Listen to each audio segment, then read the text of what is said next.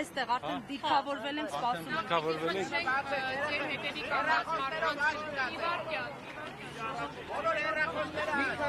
Չէ, Ժորջան, մի վարքյան էլի, Կարո Կարապետյան, խնդրեմ ձեր մեջքի հետևում կանգնած մարդիկ բացազատվեն, որ մենք կարողանանք Եկեք մի հատ ես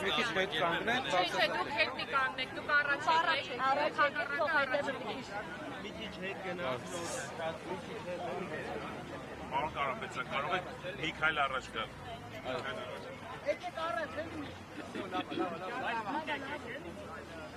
Պարոն Կարապետյան, ինչ ուղերձով եք մեկնարկում ձեր քարոզարշավը։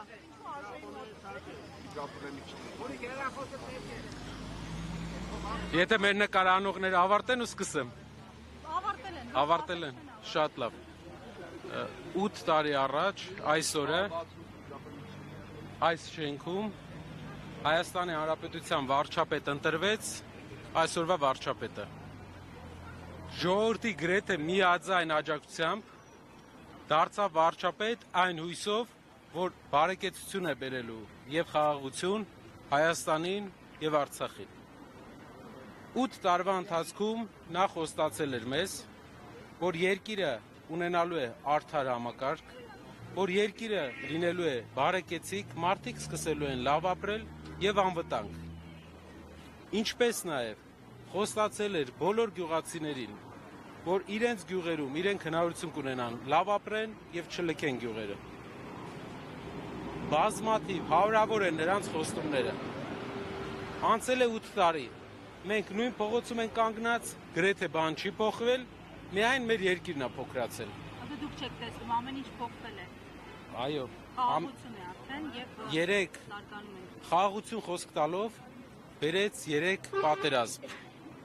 Բարեկեցություն խոսք տալով բոլորի վրա վերցրեց $10,000 ամեն ընտանիքի վրա վարկ։ Հարկերը փոքր բիզնեսի համար բազմապատկեց 2-ով եւ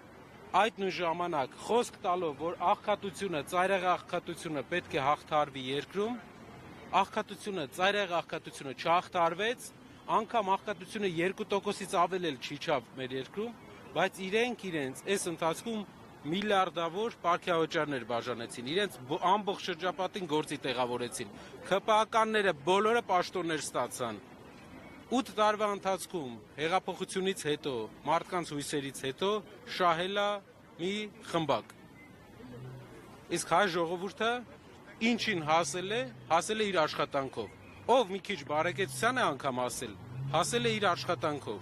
Պետությունը դրա մեջ մասնակցություն որևէ կերպ մեծ իմաստությամբ չի ունեցել։ Աղքատությանը որևէ հաղթանակ աղքատության մեջ մենք չենք տեսել։ Ուժեղ Հայաստանն 3 քաղաքացիների։ Հենց 3 ես Սպիտակի շրջանում էի եւ այնտեղից ձեզ խնդրում եմ, որ այցելեք Սպիտակի շրջանի գյուղեր եւ մի հատ տեսնեք, թե ինչպես են իրենք ապրում։ Ու ասեցին, երբ ձեզ ասեն, որ աղքատությունը հաղթարված է, թող գան մեր գյուղեր հաղթարման շեմին է, պատկերացրեք ամեն 5-րդ հայաստանցի աղքատության մեջ ապրում օֆիցիալ տվյալներով։ Այսինքն մոտապես 600,000 հայաստանցի աղքատ է, հացի խնդրով է ապրում։ Հիմա ուժեղ Հայաստանը ինչպես իր գրպանի վրա ինչպես կզգա Ռուսաստանի հետ կապված երեկվա հատկապես զարգացումները, դեսպանին ԱԳՆ կանչել եւ այլն, ԵՄ գագաթնաժողովի Զելենսկու հրավերի ֆոնին։ Տեսեք, մեր երկիրը ունի առևտրային գործընկերներ, շատ քիչ առևտրային գործընկերներ։ Այդ առևտրային գործընկերների հետ հարաբերությունների խաթարելը հնարավորություն չի տալու մարդկանց գնալ արտագնա աշխատանքի։ Հնարավորություն չի տալու այն շրջաններում, որտեղ պետությունը չի կարողացել աշխատատեղ ստեղծել, անգամ այդտեղ մարդկանց ոնե առաջ հնարավորություն է տրվում գնային արտագնա աշխատանքի։ Դա ռիսկի տակ են դնում։ Հայաստանը միլիարդավոր դոլարներ է արտահանում։ Բերքը մեր ամբողջ գյուղատնտեսական արտահանվում է, ռիսկի տակ ենք դնում։ Մի ուղղակի մի քանի նկարի համար։ Այսպես չեն վերաբերվում սեփական ժողովրդին։ Շոուն լավ բան է, եւ դա արժեք չունի։ Անկախության Հայաստանի բարեկամ պետության Ֆրանսիայի նախագահի հասցրին զասոս տնել արտահայտությունը, մեկ չի բարական փոխում, կամ պետք է դա Եկեք բառապաշարների մրցույթը եթե հայտարարենք, մենք մի տեղ կա, որ մենք իրապես զիջում ենք քաղաքացիական պայմանագիր կուսակցությանը։ Դա բառապաշարների օգտագործման հաճախականության եւ տերմինոլոգիայի մեջ։ Այն բառապաշարային, այն բառամթերքը, որ իրենք են մտցրել Հայաստան, այլ երբեք Հայաստանում չի եղել։ Ամեն օր նոր վիրավորանք, ամեն օր մի նոր սանդղակ են խփում բարձրանում։ Ու դրա հիմնադիրը հենց այսօրվա վարչապետն է, ու մեր ժողովրդի դեռ մի ամիս հատվածը շարունակում է հավատալ։ Այդ մարդը, այսինքն դուք ճիշտ եք համարում Հայաստանի վարչապետի կողմից, ես եմ ձեզ եմ հարցել, ճիշտ եք համարում մարդկանց ձեր ներկայությամբ անգամ չեմ կարող ասել ինչ բառապաշար օգտագործել, մարդկանց հասցեի։ Երբ որ մեր երկրի ղեկավարը մեր սրբազան հայրերի հասցեին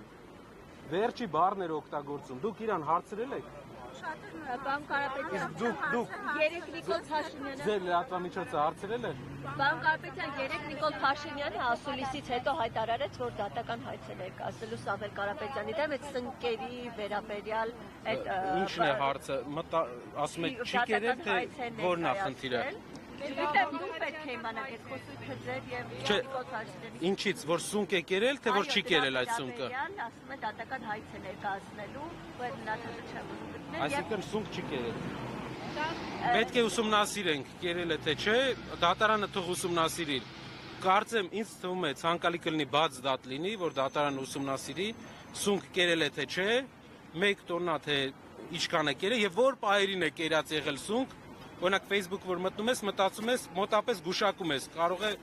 հուսով եմ դա սունկն է, այսպես ասեմ։ Այսպես է մեկնարկել այս խոսույթը, բավարարը ո՞ց է։ Տեսեք, այս ամեն ինչը մեր ժողովրդի համար առաջնային կարևորությունը ուրիշ բան է։ Կարապետյանի խոսույթի մեջ առաջնային բանը, որ երկրին պետք է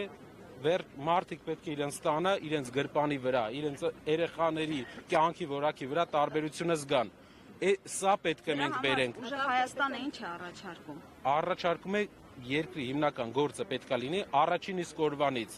3-4 ամսվա ընթացքում մենք մի քանի ծրագիր ենք անում։ Ծայրահեղ աղքատության ծրագիրն է 150,000 դրամ յուրաքանչյուր 5 հոգանոց ընտանիքին, ով ծայրահեղ աղքատ է։ Այդ գումարը տալու են հայ աշխարհի հարուստ հայ գործարարները 70%-ը եւ 30%-ը միայն մասնակցելու է պետությունը։